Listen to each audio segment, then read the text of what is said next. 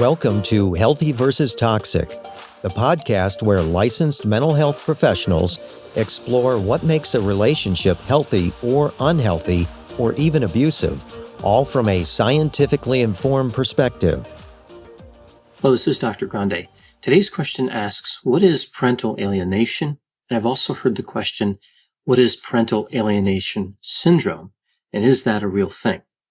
So this is an interesting topic that comes up fairly frequently when counseling individuals who are going through a divorce, specifically a divorce that involves a custody dispute. Parental alienation is when one parent tries to damage the relationship between the children or a child and the other parent.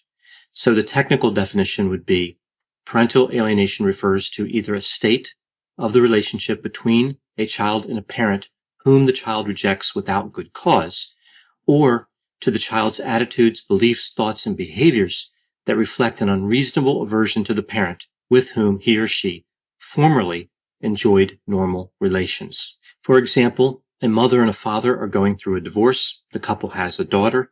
So the mother tells the daughter about how bad the father is, trying to make the daughter have a negative view of the father, also trying to get the daughter to sympathize with the mother's position. Ostensibly, the end goal would be for the daughter to tell a judge that she wants to live with the mother and not the father, and potentially to tell the judge that she doesn't want to see the father at all. Generally, parental alienation is divided into 3 levels of severity across 2 dimensions: parental alienating behaviors and the level of severity of the child's parental alienation. So as I illustrate these levels across these 2 dimensions, I'm going to stay with this example of the mother engaging in parental alienating behaviors, just for the sake of clearly identifying to whom I am referring. Of course, it doesn't have to be a mother. It could be either parent who is engaging in these behaviors. And of course, it doesn't have to be a daughter. It could also be a son. So starting with the parental alienating behaviors, again, this is an example of what the mother would do. The first level is mild. This is fairly common, and we see this in a lot of couples who are getting a divorce. The mother might say something critical of the father to the daughter. It's more of an occasional thing, expressing dissatisfaction or anger. The behavior does tend to increase after separation, but if it's at the mild level of severity, the mother will often regret the behavior and make an effort to change it and support the daughter's positive relationship with the father. The next level is moderate. Here we see the communication of negative themes about the father, like the idea that the father had an affair, like the idea that the father doesn't really love the daughter. He only wants custody of the daughter to get back at the mother. The idea that the father is dangerous and violent or a worthless human being. And also this idea that he's being manipulative. With the moderate level, the mother has difficulty recognizing how inappropriate her behavior is. Then we have the severe level. With this level, we see recurring, harsh, unmitigated criticism. The mission here is to destroy the child's relationship with the father. Some examples: the mother who reprimands or punishes the daughter because the daughter asked to spend time with the father, or the daughter didn't express enough negative sentiment to the father, so she wasn't negative enough, or maybe she was a little bit positive, which would be even worse, or the daughter didn't outright refuse to have contact with the father. Parents at this level have an unwavering view of the other parent. They are more likely to violate a court order, like specifically one around parental visitation schedules, and parents at this level often accuse the other parent of numerous bad acts. So how about the levels of severity from the other point of view? The 3 dimensions related to the child who has been exposed to parental alienating behaviors from a parent. At the mild level of parental alienation in the daughter, again, I'm using the daughter here as the example, the daughter may complain a little bit about spending time with the father, may resist the idea, but when she's with the father, her behavior returns to normal. Any negative thoughts, feelings, or behaviors go away. So, of course, this level of parental alienation isn't ideal, but it's not really the focus of too much attention. There's much more attention related to the moderate and severe levels. Typically, the mild level of severity doesn't become worse. It doesn't advance to a higher level of severity. So moving to the moderate level, here the daughter strongly resists contact with the father, to the point where she is withdrawn, antagonistic, contemptuous, and difficult to manage when she's in the presence of the father. Unfortunately, a child at this level is often on a course to end up at the severe parental alienation level. So unlike the mild level, this one does have a progression to it, typically. So moving to the severe level, here we see nothing short of intense fear and hatred toward the father. The daughter refuses to go with the father, or if she does go, she only goes grudgingly. The daughter engages in deliberately defiant and oppositional acts to send a clear message to the father. Like when she's with the father, she has continual contact with the mother through social media posts, talking on the telephone, or text messaging.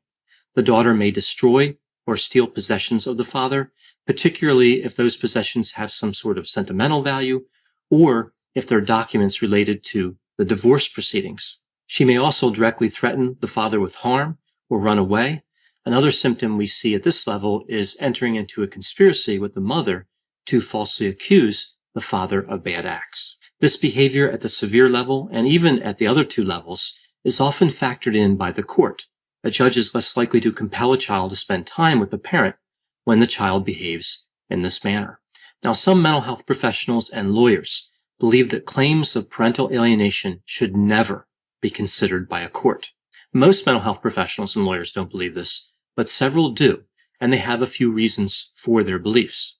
They say that parental alienation cannot be accurately identified, so it's a behavior that can't be easily verified. Someone can make a claim, and there's no way to prove or disprove that.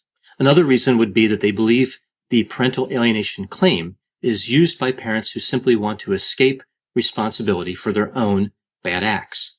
So using that earlier example, the father would claim that the mother is engaging in parental alienating behaviors, even though he was guilty of maltreatment, and that really explains why the daughter is rejecting him. So perhaps he really doesn't want custody of the daughter for any other reason than to get back at the mother. This is referred to as a false positive identification of parental alienation. So the court believes the father when they should not have believed him. It's interesting to me that this movement ever gained any ground, this idea that parental alienation should not be considered by judges. We know from the scientific literature that parental alienating behaviors and the presence of parental alienation in a child can be readily identified. So this idea that we don't know parental alienation when we see it is just not true. Now, it is fair to say that it's not always easy to distinguish normative problematic behavior from parental alienation. And in a moment, I'll review 7 criteria that can be used by mental health professionals to aid in making this distinction. Now, as far as the lying part, the idea that one parent is going to lie about parental alienation, lying is something that mental health professionals and lawyers who are working with divorcing clients need to get used to. It's remarkably common in these situations. Sometimes it's not as much about lying, though, as just different perceptions, as well as emotions getting in the way of reason and clouding people's judgment.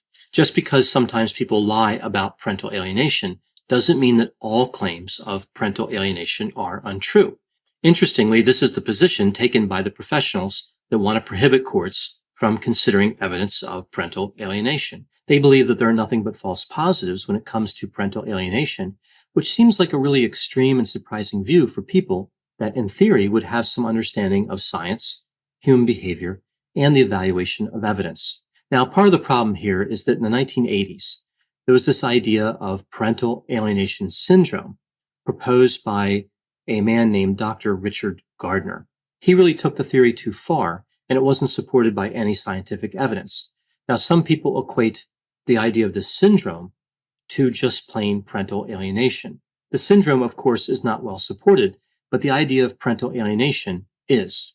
So one is a proposed mental disorder that was essentially debunked, and the other is simply a behavior. We know that parental alienation can occur and does occur fairly regularly in these custody disputes. These professionals are denying the reality of manipulation. Another example of the professional community not being aware of the presence and power of narcissism. They seem to be willing to believe that narcissism exists on the side of somebody alleging parental alienation, but they don't believe that if somebody's accused of it, they could be narcissistic or deceptive. Fortunately, this group of professionals is fairly small.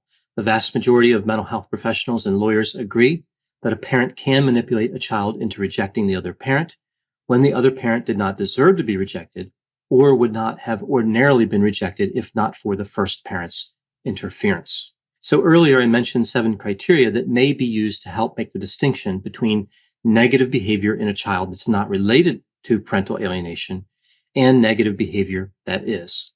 This list of criteria, of course, is no substitute for a professional evaluation.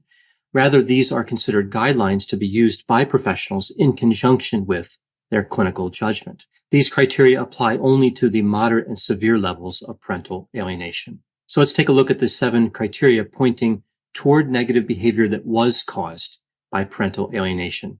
So number 1 is that the behavior is persistent as opposed to temporary. So there's a chronic nature to it. Number 2, the behavior is frequent rather than occasional. 3, the behavior occurs in most situations rather than only in certain situations. 4, the behavior occurs without displays of love and affection toward the rejected parent. So a lack of balance there. 5, the behavior is directed toward only one parent. I've seen many situations where one parent believes that they're being rejected, and it turns out that both parents are really seeing the same behavior being directed toward them. So both parents are being rejected. Number 6, the behavior is not typical for the child's stage of development. This is always important to keep in mind. What should the child be doing based on where they are developmentally? And number 7, the behavior is disproportionate to and not justified by the rejected parent's past or current behavior. So what if it turns out that the child's behavior was not caused by parental alienation? What else could explain the negative behavior? Well, as it turns out, a lot of different things. Sometimes children are sad and anxious about parental separation. That makes sense. Sometimes they have difficulty adjusting to new situations and stress. They may be reluctant to spend time away from the parent that they believe needs more emotional support. So with that example of the daughter that I used before, the daughter may really identify with the mother and worry about the mother and the mother's emotional well-being. So it makes it look like the daughter doesn't want to spend time with the father when it's really about focusing more attention on the mother's needs. We also see that sometimes the other parent is hanging around with somebody that the child doesn't want to hang around with. For example, the father has a new girlfriend and the daughter doesn't want to spend time with that girlfriend. So it's not about really rejecting the father, it's about rejecting that girlfriend. Sometimes the child is simply closer to one parent than the other, and likely this situation would be a pre-existing situation, right? It would occur before the separation started. A child may feel more comfortable at one parent's home, like all their stuff is there, their own bed, their own TV. They're simply more comfortable with the setup of the room. Or the negative behavior simply could have already been in progress. The child was moving away from one parent and toward the other, perhaps before the separation. It's not unusual as a child grows up that their level of attachment changes with both the parents, and sometimes they move to being more detached. If that happens to correspond with the separation, one or both of the parents may think that the separation is causing that detachment. So those are some thoughts on parental alienation.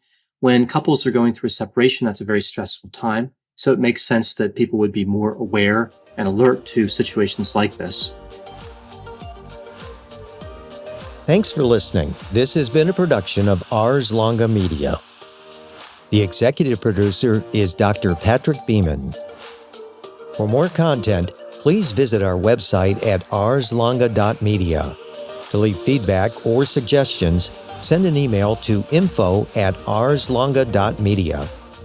To find more content from Dr. Grande, including a link to his YouTube channel and his other Ars Longa podcasts, visit our website at arslonga.media.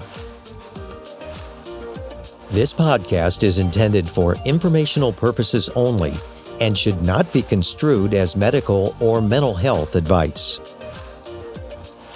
Ars Longa, Vita Brevis.